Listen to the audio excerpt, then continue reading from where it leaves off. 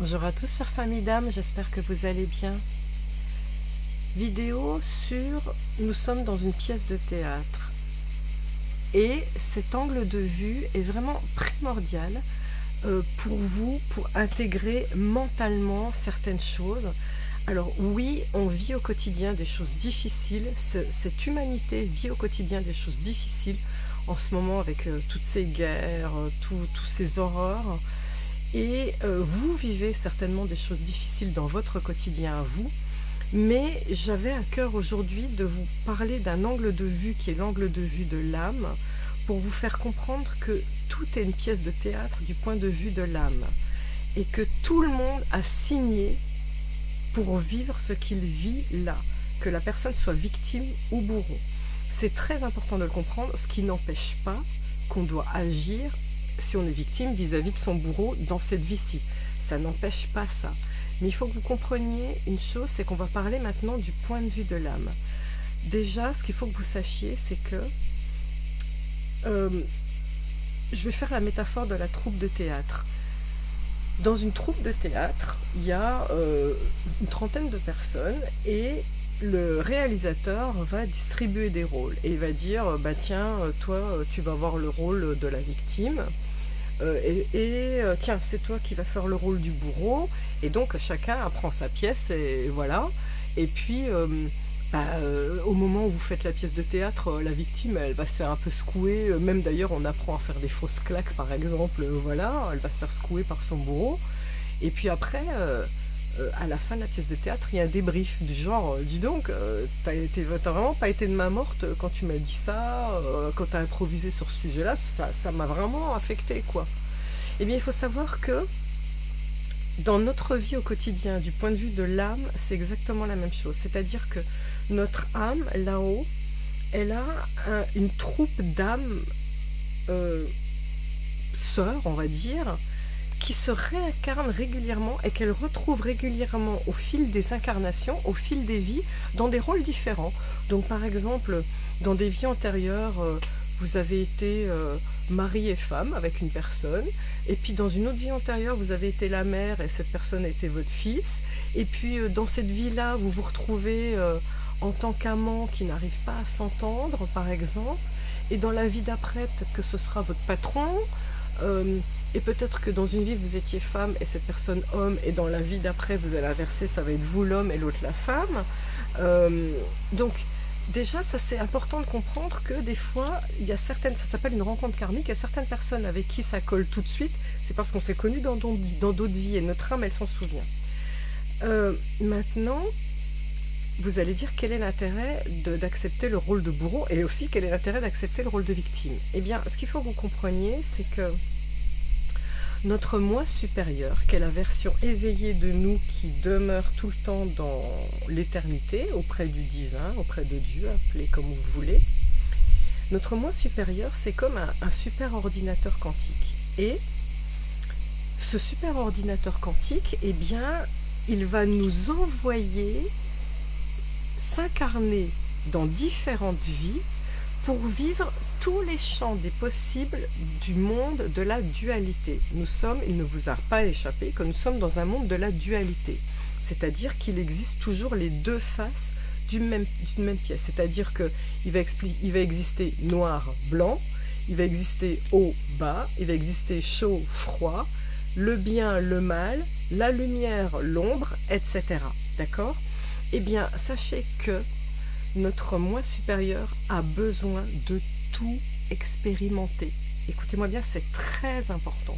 Le moi supérieur a besoin de tout expérimenter. Le chaud comme le froid, le bien comme le mal, le haut comme le bas, etc. Pourquoi ? Parce que certains d'entre vous qui sont des belles âmes vont dire « Ah non, non, ah non, moi je n'ai ni torturé ni tué. » Mais bien sûr que si. Pourquoi ? Déjà, parce que dans des vies antérieures, il y a eu des tas de guerres. Donc, où sont les soldats ? Faut bien... qui ont été les collabos ? Il faut bien qu'à un moment, il y ait des gens pour incarner ces rôles. Mais pas que. Je vous rappelle que ceux qui sont très spirituels, dans les vies antérieures, on a beaucoup tué au nom de Dieu. Les croisades, les conquistadors, les templiers, Les bonnes sœurs, je vous rappelle que jusqu'à dans les années 1950, il y avait ce qui s'appelle les couvents de la Madeleine, où les femmes, les filles, les jeunes femmes qui venaient de se faire mettre enceinte, par exemple à cause d'un viol, qui avaient 12 ans, 13 ans, on faisait croire qu'elles partaient aux États-Unis chez un oncle, le temps qu'elles fassent leur grossesse. Elles étaient traitées, je vous invite à regarder sur internet, comme des esclaves. Elles vivaient sur des paillasses, à même le sol. Elles faisaient des tâches ménagères à longueur de journée, alors qu'elles étaient enceintes. Elles se faisaient même fouetter parfois pour expier leurs péchés. Et quand le bébé naissait, soit il leur était arraché et mis dans des fosses communes, tout ça sous le nom de Dieu, ou on les mettait à l'adoption. Donc, il y a certaines personnes qui ont été des bonnes sœurs qui ont fait ça. Il y a les faiseuses d'anges aussi à l'époque qui se retrouvent sages-femmes dans cette vie-ci. Et donc là maintenant les conditions sanitaires font que bien évidemment ça se passe bien. Mais les faiseuses d'anges à l'époque, déjà elles tuaient un fœtus, mais bon voilà, mais parfois accidentellement elles tuaient la femme. On a pu tuer des gens sans volontairement le vouloir, mais on a quand même ôté la vie.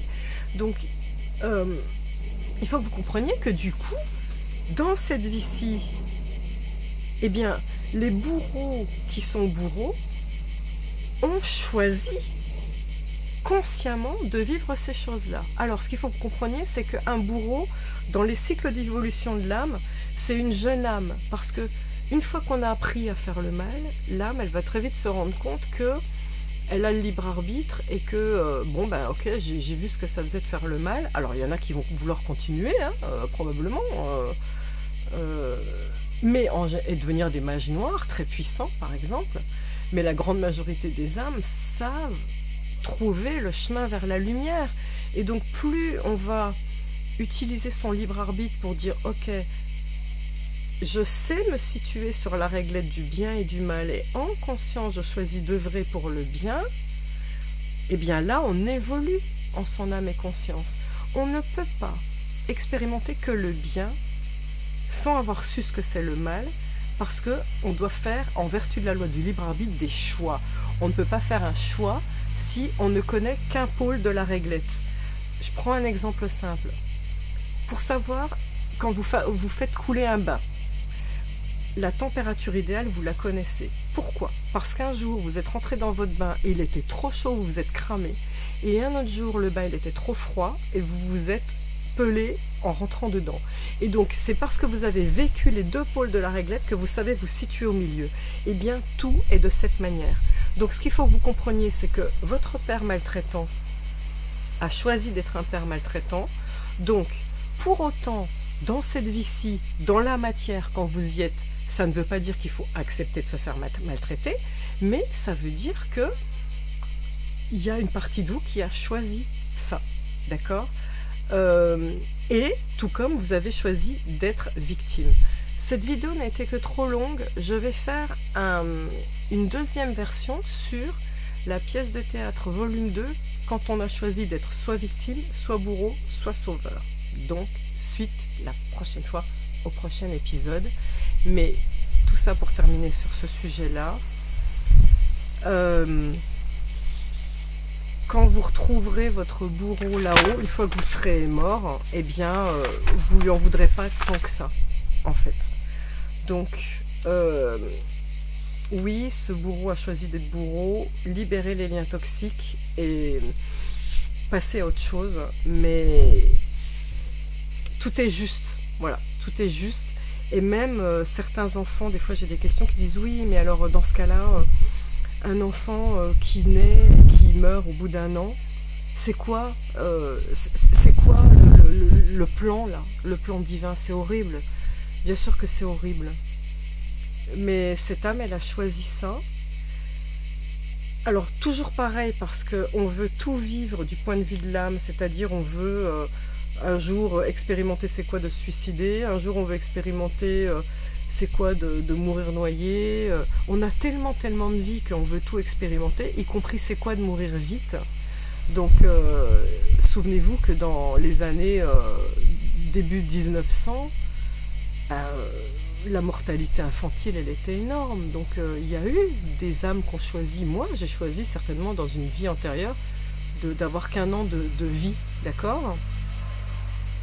Donc ce petit enfant qui choisit de mourir à 1 an, son âme l'a choisi, et elle ne choisit pas ses parents par hasard. C'est-à-dire que les parents, avant de s'incarner, savent déjà que dans la troupe de théâtre, il y a eu cette distribution des rôles, et qu'ils acceptent d'avoir un enfant qui va mourir jeune. Alors, je vais prendre un exemple, j'espère qu'elles ne m'en voudront pas, de Sandrine de Montmort, qui a une chaîne YouTube et qui est venue m'interviewer. Et elle m'a raconté son histoire et ça m'a profondément touchée, parce que cette femme a 3 enfants et elle a un petit Rodrigue. Rodrigue, je t'envoie tout mon amour, qui est là-haut, qui est mort de la mort subite du nourrisson.